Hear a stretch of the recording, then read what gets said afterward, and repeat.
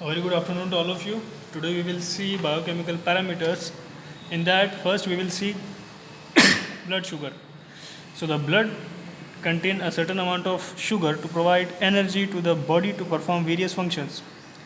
The normal fasting blood sugar level is ranging from 8 to 120 mg %. तो ये जो sugar की जो रेंज है ये नॉर्मल फास्टिंग शुगर की रेंज है जो कि नॉर्मल होती है. If blood sugar level falls below the 7 or 50 mg %, the symptoms of hypoglycemia appear. An increase level is known as hyperglycemia. अगर डायबिटीज़ की कंडीशन की आप बात करते हो तो यहाँ पे दो कंडीशन होती है, एक हाइपो और एक हाइपर. हाइपर मतलब इंसुलिन जो है वो ज़्यादा जो हमारा जो पैंक्रिया है वो उतनी इंसुलिन सिक्रेट नहीं कर पाता कि वो जो ग्लूकोज है उसको मेटाबोलाइज कर सके. और हाइपो लेवल मतलब क्या कि इंसुलिन ज़्यादा सिक्रेट हो रहा है वहाँ पर, लेकिन हाइपो की मीनिंग है कम. तो शुगर यहाँ पे क्या हुआ, कम है, तो यहाँ पे हम बोलेंगे कि अगर शुगर लेवल कम है तो हाइपोग्लाइसीमिया, अगर शुगर लेवल ज़्यादा है तो हाइपरग्लाइसीमिया. सिग्निफिकेंस क्या है इसका? The increase level of blood sugar is indicative of diabetes, severe nephritis, hepatic and pancreatic disorders, hyperthyroidism etcetera. अगर डायबिटीज़ आपको होती है तो ये कौन कौन सी कंडीशन के अंदर हो सकती है? नेफ्राइटिस, अगर आपको किडनी रिलेटेड कोई डिसीज़ होती है या किडनी फेलियर होता है. अगर हिपैटिक मतलब लीवर वगैरह की इंजरी होती है आपको, पैनक्रियाटिक कुछ डिसऑर्डर्स है आपको, या हाइपरथायरॉइडिज्म है आपको, जो थायराइड है अगर वो ज़्यादा हार्मोन सिक्रीट करता है इसकी वजह से आपको डायबिटीज़ हो सकती है. तो इसलिए आप डॉक्टर आपको डायबिटीज़ चेक करवाने के लिए बोलता है. So low level of sugar reflect insulin administration, chronic alcoholism in condition like hypothyroidism, cretinism etcetera. देखो मतलब क्या कि लो लेवल ऑफ शुगर अगर रही तो इसका मतलब क्या कि इंसुलिन एडमिनिस्ट्रेशन हो रहा है. क्रोनिक अल्कोहलिज्म की वजह से जो है शुगर की लेवल कम हो सकती है. इन कंडीशंस लाइक हाइपरथायरॉइडिज्म लेवल बढ़ सकती है. क्रिटिनिज्म मतलब क्या कि यूरिन के अंदर जो है वो क्रिटेनिन की लेवल बढ़ जाती है हमारी तब. फिर उसके बाद में नेक्स्ट है ब्लड कोलेस्ट्रॉल लेवल. अब कोलेस्ट्रॉल लेवल मतलब क्या, इन शॉर्ट की बॉडी में फैट कितना प्रेजेंट है वो वहाँ पे चेक करते हैं. सो blood cholesterol level measurement comprises an important test for the patient suffering from cardiovascular diseases. तो ऐसे पेशेंट जिनको कार्डियोवास्कुलर डिसीज़ होती है उसके अंदर हम usually blood cholesterol level check करते हैं. तो जो नॉर्मल ब्लड कोलेस्ट्रॉल लेवल है वो 120 to 240 mg % है.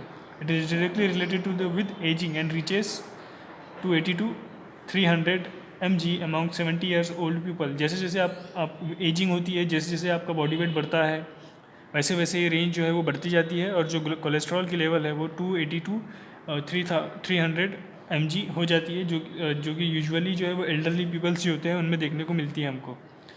सो सिग्निफिकेंस क्या है इसका?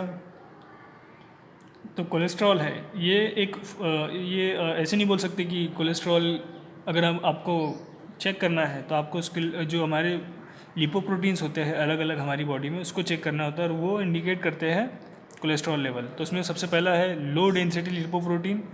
तो low density lipoprotein cholesterol means low density lipoprotein cholesterol 60 to 80% of total cholesterol. तो जो टोटल कोलेस्ट्रॉल यानी कि टोटल फैट जो होता है उसमें से जो लो डेंसिटी लिपोप्रोटीन होता है वो 60 to 80% कॉन्ट्रीब्यूट करता है.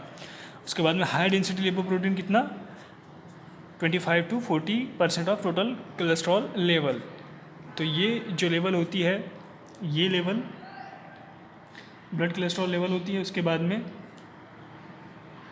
कोलेस्ट्रॉल लेवल कितनी रही तो कौन सी डिसीज़ हमको हो सकती है वो हम यहाँ पे देखेंगे. अगर कोलेस्ट्रॉल लेवल हमारी 80 to 100 है तो वहाँ पे हमको परनिक्यूस एनीमिया हो सकता है या हाइपरथायरॉइडिज्म हो सकता है.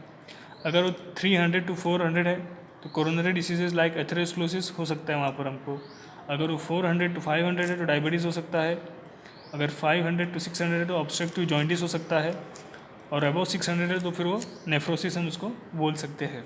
उसके बाद में हम चेक करेंगे lipid profile.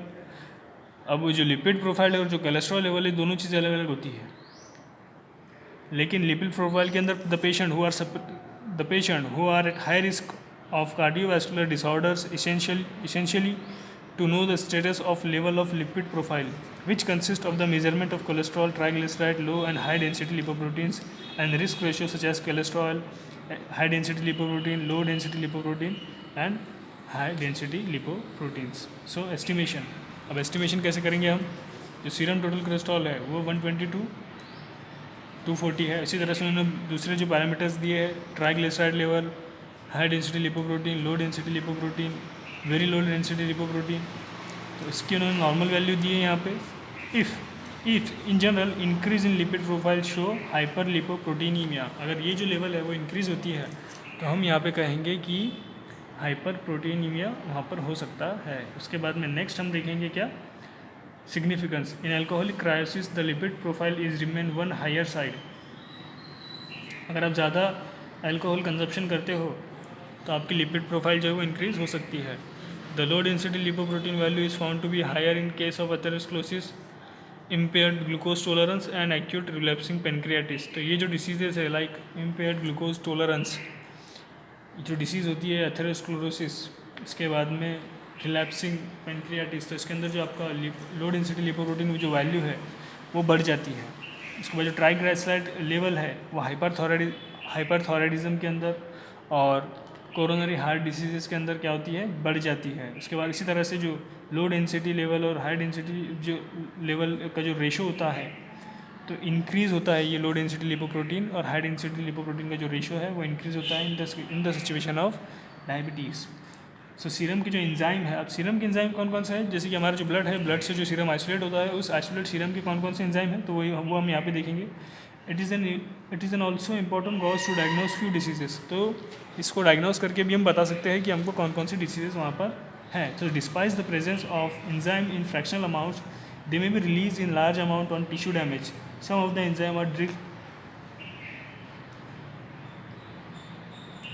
enzyme are discussed in the following table. अगर जो हमारी बॉडी के कुछ टिश्यूज ज़्यादा डैमेज होते हैं तो वो हमारे ब्लड में फिर जो एंजाइम है वो ज़्यादा रिलीज़ होते हैं, तो इसकी वजह से हम उसको इवैल्यूएट करके, उनकी लेवल को इवैल्यूएट करके हम चेक कर सकते हैं कि हमारी बॉडी में वो कितने प्रेजेंट है और या फिर हमको कौन सी डिसीज़ हुई है। अभी क्रेटिनिन फॉस्फोकाइनेस और क्रेटिनिन काइनेस, अगर इस तरह की आपको डॉक्टर ने बायोकेमिकल एस्टिमेशन के लिए चेक करने के लिए दिया है और जो मेन है उसमें 20 to 50 इंटरनेशनल यूनिट और वुमेन के अंदर 10 to 37 इंटरनेशनल यूनिट अगर वो प्रेजेंट है, नॉर्मल वैल्यू ये है। और अगर वो इंक्रीज़ होती है तो increase level found in myocardial infarction, अगर ये लेवल इंक्रीज़ होती है तो आपको वहाँ पे मायोकार्डियल इन्फाक्शन हो सकता है, पॉलीमोटिस हो सकता है, मोटर न्यूरॉन डिसऑर्डर्स हो सकती है, अब यानी कि ब्रेन रिलेटेड डिसीज़ हो सकती है आपको, और मस्कुलर डायस्ट्रोफी हो सकता है वहाँ पे आपको, इफ़ क्रेटिनिन फॉस्फेट लेवल और creatinine kinase level is increases in our body और in serum level. Next is lactic acid dehydrogenase, इसकी नॉर्मल वैल्यू है 72 to 40 international unit. So level increase in obstructive jaundice, viral hepatitis, acute pancreatitis and in anemias. तो अगर ये level increase होती है तो आपको जॉन्डिस हो सकता है वहाँ पर, हेपेटाइटिस हो सकता है, एक्यूट पैंक्रियाटिस एंड एनीमिया आपको वहाँ पर हो सकता है। नेक्स्ट है अल्कलाइन फॉस्फेट, जिसकी लेवल है नॉर्मल 29 to 92 IU और चिल्ड्रन के अंदर उसकी लेवल है 90 to 20 IU। So level increase in liver diseases, rickets and osteomalacia. तो आपको वहाँ पर कैंसर की टाइप है ऑस्टोमेलेशिया, यानी कि बोन का एक कैंसर होता है, और उसके बाद में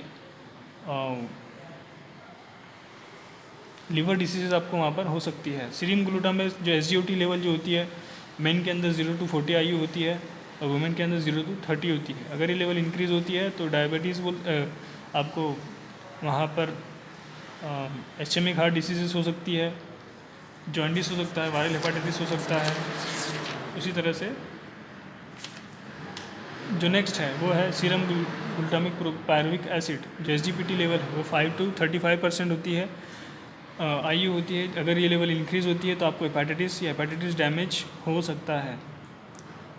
अब आप पैथोक्लिनिकल पैरामीटर्स देखेंगे, इसमें आपका यूरिन एनालिसिस है, जैसे कि डॉक्टर ने आपका यूरिन, अगर कुछ सिचुएशन में डॉक्टर आपको यूरिन एनालिसिस करने के लिए बोलता है, तो if doctor says that you have to perform urine test, so there are following types of test that doctor should perform in laboratory. So urine is examined physically, chemically and macroscopically to obtain information regarding renal function or some systemic diseases. तो आप urine को क्यों evaluate करते हो, ताकि आपको किसी systemic disease के बारे में पता चल सके। तो फिजिकल टेस्ट कौन कौन सी है, वॉल्यूम चेक कर सकते हो आप, अपीयरेंस चेक कर सकते हो, ऑर्डर चेक कर सकते हो, स्पेसिफिक ग्रेविटी चेक कर सकते हो और पीएच चेक कर सकते हो। तो वॉल्यूम अगर वो 350 टू 500 ml अगर उसका नॉर्मल स्पेसिफिकेशन है, नॉर्मल वैल्यू है, अगर वो value all धीज reflect the urine sample is physiological, otherwise it is pathological. अगर ये जो लेवल है यहाँ पे उन्होंने जो दिखाया है कि जैसे कि अपीरियंस क्लियर फेंट येलो होना चाहिए, ऑर्डर जो है वो एरोमेटिक होना चाहिए, स्पेसिफिक ग्रेविटी उसकी 1.03 टू 1.02 होनी चाहिए, स्लाइटली एसिडिक उसका पीएच होना चाहिए। अगर ये जो लेवल है ये अगर चेंज होती है तो इसका मतलब क्या है कि यहाँ पे कंडीशन जो है वो सिचुएशन पेशेंट की ख़राब है। ये अगर ये जो लेवल है अगर ये इंक्रीज़ होती है या डिक्रीज़ होती है तो इसमें हम बोलेंगे कि यहाँ पर हमको किसी तरह की कंडीशन या किसी तरह की डिसीज़ इस पेशेंट को है। उसी तरह से केमिकल टेस्ट कौन कौन सी है, शुगर लेवल भी चेक करते हो आप, एबनॉर्मल कंस्टिट्यूएंट, ग्लाइकोसो यूरिया भी बोल सकते हैं हम। और फिर अगर वहाँ पे प्रोटीन चेक करने के लिए बोला है तो प्रोटीन यूरिया यानी कि एल्ब्यूमिन यूरिया, यानी कि प्रोटीन का सिक्रेशन, प्रोटीन का सिक्रेशन यूरिन के अंदर बढ़ जाता है, उस लेवल को हम बोलते हैं प्रोटीन यूरिया। और ग्लाइकोसो यूरिया मतलब क्या कि secretion of glucose in urine. High protein meal, ये किस वजह से होता है? हाई प्रोटीन मील अगर आप लेते हो, नेफ्रिटिस एंड प्रेगनेंसी की सिचुएशन में, या आपका अगर जो किडनी है वो प्रॉपर वे में काम नहीं कर रहा है तो ऐसी कंडीशन में भी ये जो सिक्रेशन है ग्लूकोज की और प्रोटीन की हमारे यूरिन के अंदर आ सकती है। उसके बाद में बाइल साल्ट कौन कौन से? Taurocholate sodium and ग्लाइकोकोलेट sodium. तो ये जो है ये एबनॉर्मल कॉन्स्टिट्यूएंट है। अगर इसका सिक्रेशन बढ़ता है तो जॉइंट इसको हम कहीं जॉन्डिस या पीलिया हो सकता है। जैसे कि सबसे नॉर्मल जो सबसे most widely use test bile pigment के लिए आप बिलिरुबिन, डॉक्टर आपका बिलिरुबिन चेक करता है। तो अगर बिलिरुबिन लेवल कम या ज़्यादा होती है तो यहाँ पे आपको जॉन्डिस हो सकता है। कीटोन बॉडीज़ अगर डॉक्टर चेक करता है तो कीटोनूरिया। और इन स्टार्वेशन डायबिटीज़ के अंदर क्या होता है कि कीटोन बॉडीज़ जो है वो आप उसकी लेवल बढ़ जाती है। हाइपोग्लाइसीमिया आपको वहाँ पर देखने को मिलता है। If there is a present of blood cells, so hematuria मतलब क्या कि ब्लड का यूरिन में आना।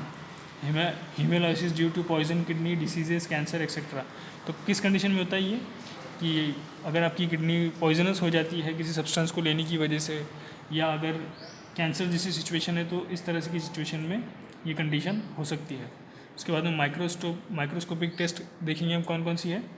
सो माइक्रोस्कोपिक टेस्ट के अंदर एपिथेलियल सेल, पस सेल और क्रिस्टल्स और कास्ट।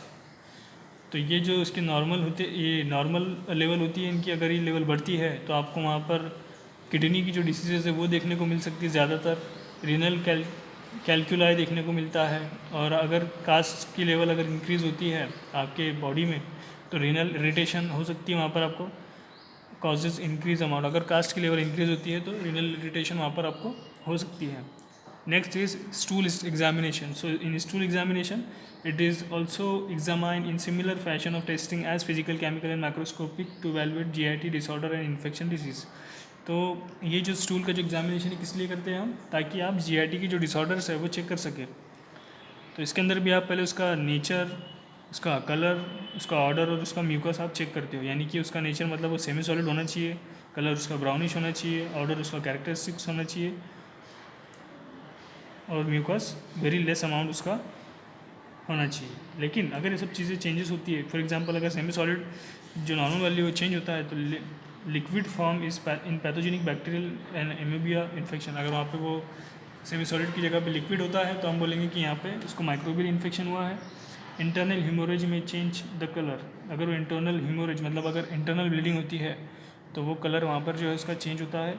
इसके बाद में order, foul order due to the ulcer to rectum. अगर ऑर्डर चेंज होती है तो अल्सर की वजह से ऑर्डर चेंज हो सकती है। Excess loss of mucus in amoebic dysentery and colitis. So dysentery या कोलाइटिस वगैरह की कंडीशन में जो म्यूकस है वो ज़्यादा सिक्रेट होता है। नेक्स्ट इज़ केमिकल टेस्ट कौन कौन सी है जो सिमिलर टू यूरिन। जो टेस्ट यूरिन के लिए वही टेस्ट आप यहाँ पे करते हो।